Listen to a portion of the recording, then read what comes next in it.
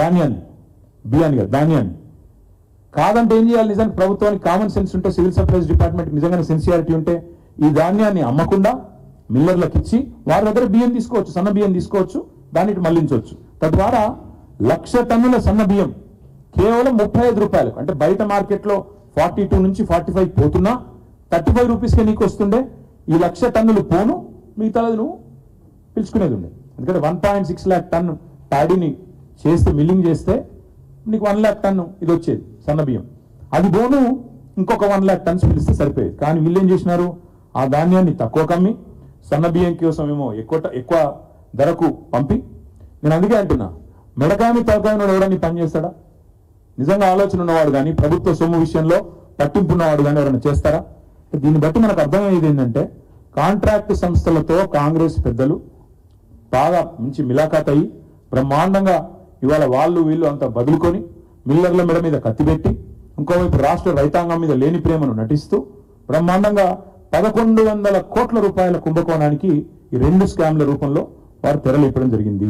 లేకపోతే black list అయిన సంస్థల్ని బలవంతంగా తెచ్చుడేందుకు, మిల్లర్లు బయట 2100 కొంటమని చెప్పంగా మీరు 1885 నుంచి 2007కే బ్యాన్ ఫిక్స్ చేసేందుకు, బయట బహిరంగ మార్కెట్లో 42 నుంచి 45 రూపాయల సన్నబియ్యం దొరుకుతుంటే మీరు 57 రూపాయలు కొనుడేంది? ఇవన్నీ చూస్తుంటే మరి మీకు డౌట్ రావచ్చు, మరి మీరేం చేసినారు? మీ ప్రభుత్వ హయాంలో మీరు ఎట్లా నడిపినారో మీరు అడగవచ్చు.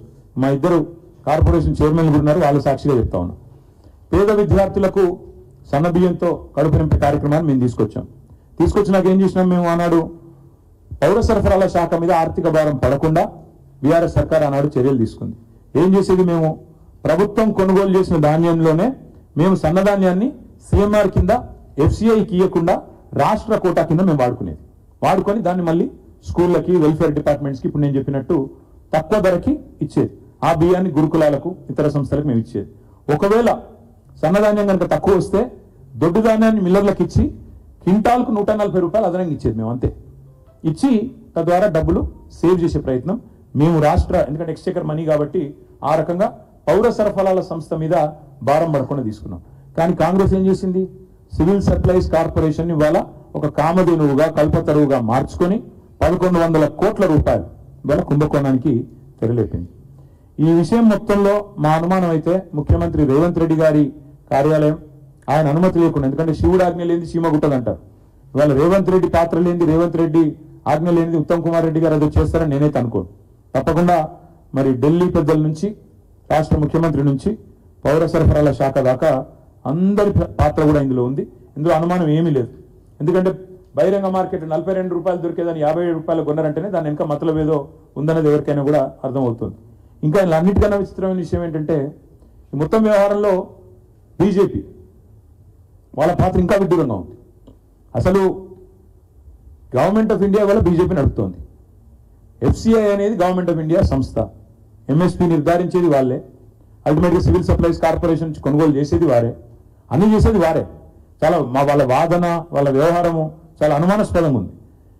ఈ వ్యవహారం మొత్తం ఎఫ్సిఐ ఆధీనంలోనే ఉంది.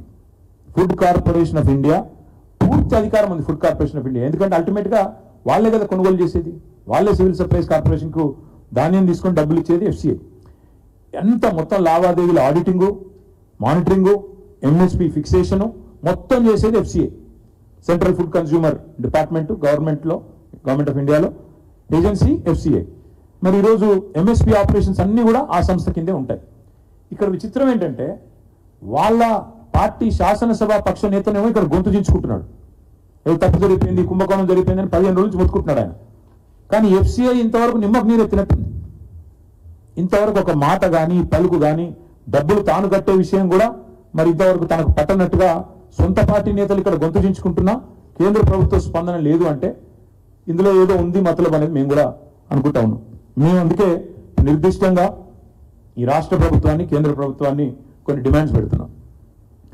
90 రోజుల్లోగా ధాన్యాన్ని లిఫ్ట్ చేయని ఏజెన్సీస్ ఏవైతే ఉన్నాయో వాటి మీద వెంటనే చర్య తీసుకోవాలి, బ్లాక్ లిస్ట్ చేయాలి, ప్రజలకు చెప్పాలి. అసలు మీరు టెండర్ ఎందుకు పిలిచి మిల్లర్లు కొంటానని ఇట్లా ఎందుకు చేసిండ్రు, ఇదంతా కూడా శ్వేతపత్రం ప్రచురించాలి అనేది నెంబర్ 1 డిమాండ్. మా ప్రభుత్వంలో గతంలో టెండర్ పిలిచినా తక్కువ రేట్ వస్తే వెంటనే రద్దు చేసింది. ఎందుకంటే 2100 కంటే తక్కువ వస్తే ఏం లాభం ప్రభుత్వానికి, ఆల్రెడీ మిల్లర్లే కొంతందుకు రెడీగా ఉన్నారు, అనే ఆలోచనతో టెండరే రద్దు చేసినాం మేము. అంతకంటే తక్కువ ధర వచ్చిన 21,000 కంటే తక్కువ ధర వచ్చినా ఎందుకు టెండర్ ఆమోదించిండ్రు, ఎందుకు బ్లాక్ లిస్ట్ చేసిన సంస్థలను ప్రత్యేకంగా మినహాయింపు ఎందుకు ఇచ్చినారు ప్రభుత్వం చెప్పాలి. అదేవిధంగా ఇప్పుడు ఎక్స్టెన్షన్ ఇద్దామని మళ్ళీ ప్రయత్నం చేస్తా ఉన్నారు. 90 days లో లిఫ్టింగ్ జరగలేదు, 20% జరిగింది, మళ్ళీ ఎక్స్టెన్షన్ ఇద్దామని చేస్తా ఉన్నారు. దాని విషయంలో వెంటనే ఎక్స్టెన్షన్ ఇవ్వకుండా మీరు ఈ టెండర్ని రద్దు చేయాలని చెప్పి కూడా, ఈ కాంట్రాక్ట్ ఏజెన్సీల వ్యవహారాన్ని బయట పెట్టాలని చెప్పి కూడా రాష్ట్ర ప్రభుత్వాన్ని మేము డిమాండ్ చేస్తా ఉన్నాం. అదేవిధంగా ఇప్పటిదాకా ఏజెన్సీలు వాళ్ళు కేవలం వాళ్ళ బాధ్యత లిఫ్టింగ్ మాత్రమే, ప్యాడీ లిఫ్టింగ్ మాత్రమే, కానీ వాళ్ళు డబ్బులు వసూల్లో ఉన్నారు. ఏ రకంగా మీరు ఇది అలౌ చేశారు, ఇది వెంటనే రాష్ట్ర ప్రభుత్వం వివరణ ఇవ్వాలి. FCI కూడా ఈ విషయంలో అవసరమైతే ఈడీకి కంప్లైంట్ చేయాలి. మనీ లాండరింగ్ జరిగింది, FCI స్వయంగా ఇందులో ఇంటర్వ్యూన్ కావాలి.